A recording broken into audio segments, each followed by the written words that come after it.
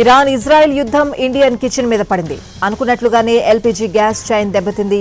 Back to back cylinder book చేసుకుంటూ ఉంటే కుదరదని కేంద్రం చెప్పేసింది. గ్యాస్ బండ్ కోసం 25 రోజులు వెయిట్ చేయాల్సిందే. కమర్షియల్ సిలిండర్ల పరిస్థితి మరీ ఘోరం.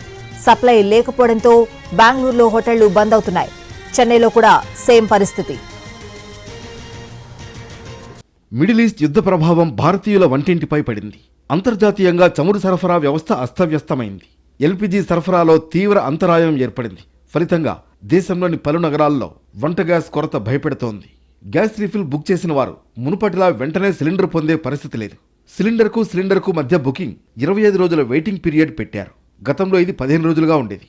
ఇప్పుడు మారింది. బుకింగ్ చేసిన తర్వాత డెలివరీ కోసం వారం 10 రోజుల వరకు వేచి ఉండాల్సి వస్తోంది. ముఖ్యంగా 2 సిలిండర్లు ఉన్న కుటుంబాలు స్టాక్ అయిపోతుందనే భయంతో అవుట్లెట్ల దగ్గర క్యూ కడుతున్నారు. విజయవాడలో గతం కంటే 30% పైగా బుకింగ్స్ పెరిగాయి.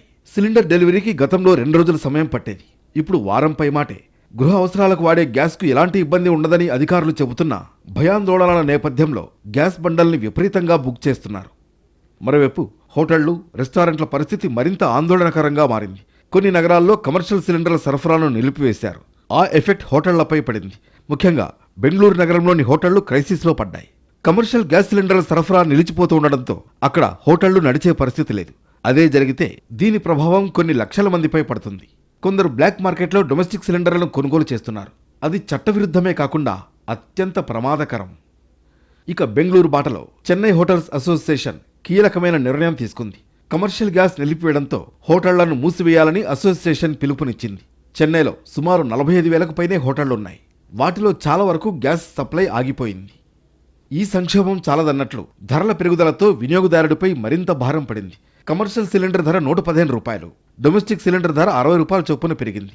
మొత్తంగా యుద్ధం ఎటు దారి తీస్తుందో, గ్యాస్ సరఫరా ఎప్పుడు ఆగుతుందో తెలియని అయోమయం నెలకొంది.